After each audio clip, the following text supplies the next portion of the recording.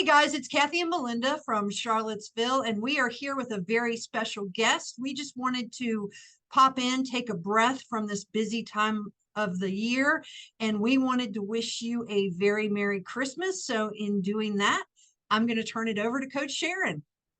Hi, it's nice to meet everybody. I'm sure this is just the beginning of an incredible relationship we're going to have together.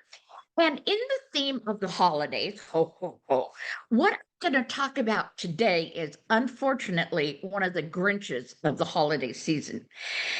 And we've all heard this so many times. If I had a nickel for every time I heard this, we'd all be rich. Emotional eating. That has been thrown around so much. And, I've actually, honest to gosh, when I was going to do this talk today with you guys, I said, what does that really mean? Wait a minute. I better look that up again just to be sure. So I want to share that definition with you. This is clear cut what it absolutely really is. Okay. Emotional eating is done to numb, change, or amplify feelings. Now, we've always thought, most of us, that emotional eating is negative. But you know what? Birthday parties, Christmas parties, we all celebrate with what? Food. So that emotional eating can go either way. Now, you're probably asking, well, Coach Sharon, how do I know emotional eating from regular eating? And how is emotional eating different? I'll tell you how. It's the hunger. I don't know about you, but my tummy has a very accurate alarm clock. When it's time for dinner, lunch, or whatever, I absolutely start to get those little pangs of hunger. Yeah, I want to eat in an hour or so. Oftentimes I'll say to my husband, "Are you hungry?" He goes, "In an hour or so." I go, "Great, okay." So that is normal hunger. It kind of ramps up. And the closer you get to dinner time, lunchtime, whatever, the more hungry you get. Now, emotional eating is characteristically different. What happens with emotional eating? It's like, bam, you're like hungry, you're ravenous. It doesn't ramp up, it just hits you. And I'm telling you, when I am emotionally hungry, the dog better watch out because it might get bit. That's all I'm telling you. Okay. It doesn't ramp up. It comes like out of nowhere. And it's like, yeah, right, to eat something. We've all been there, right? Raise your hand. Yeah, me too. So, having said that, that's one of the ways to recognize emotional eating. Now, we've all fallen victim to it. One of the things, the greatest causes of emotional eating, believe it or not, is stress. And we all live stress-free lives. I know I have an absolutely stress-free life. Cathy and Melinda, don't you? Go like this, it means yes. No, we don't. Stress is my middle name sometimes, unfortunately. Stress, believe it or not, is the largest cause of emotional eating. Okay, thanks, Sharon. That helps a lot. So, how are you going to help me with that? I'll tell you how I'm going to help you with that.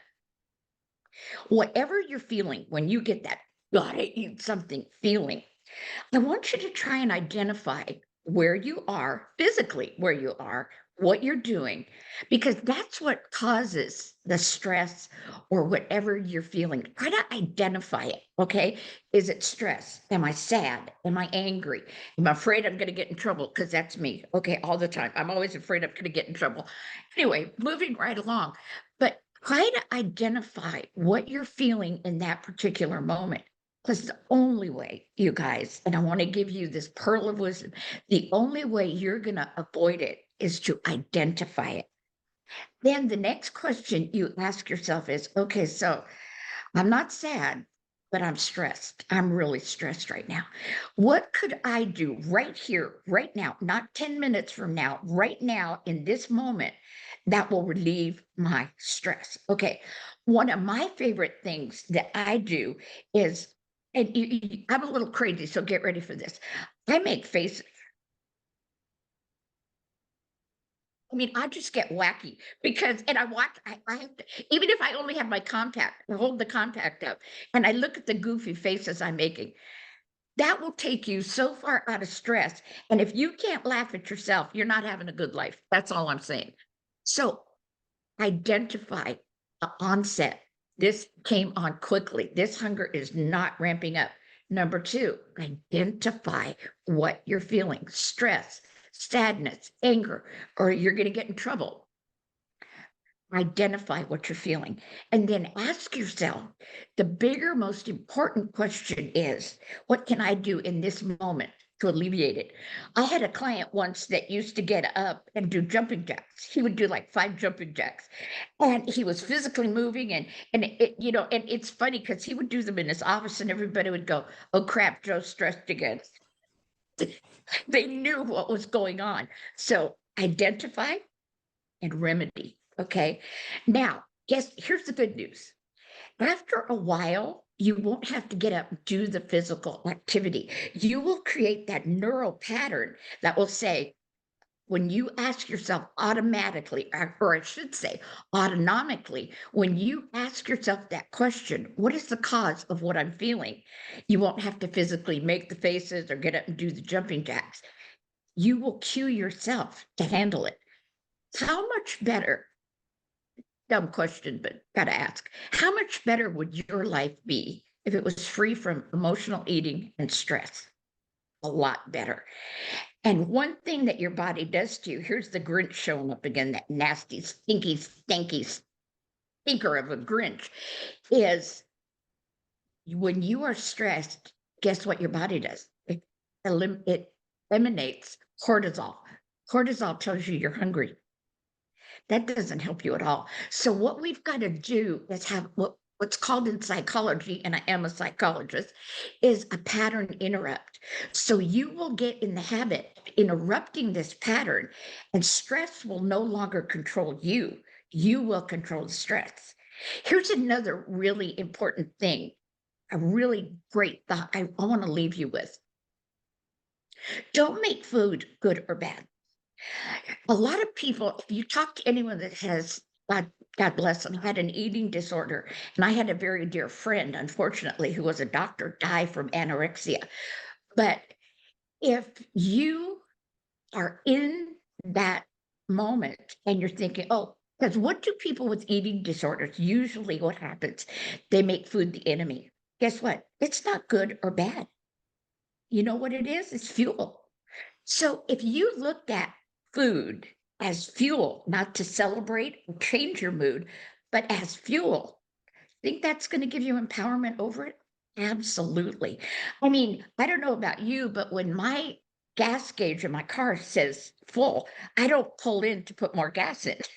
Unfortunately, human beings aren't that smart. Perhaps we need a gauge that says you're full.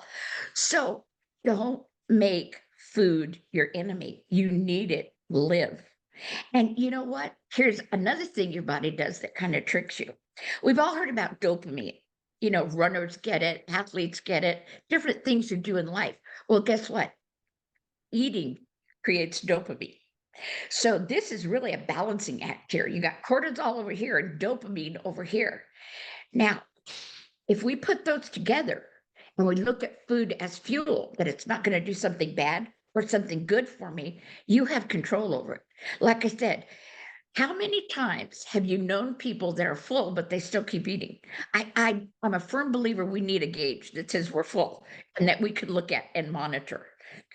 I hope all this has made sense to you and giving you some things to think about. You are not the victim of emotional eating. Food is not good or bad, it's simply fuel, and we need it to live. And in accordance with that, Malinda and Cathy and I absolutely want you to have the best Christmas of your life. Ladies, let's give these people a treat. Are you ready?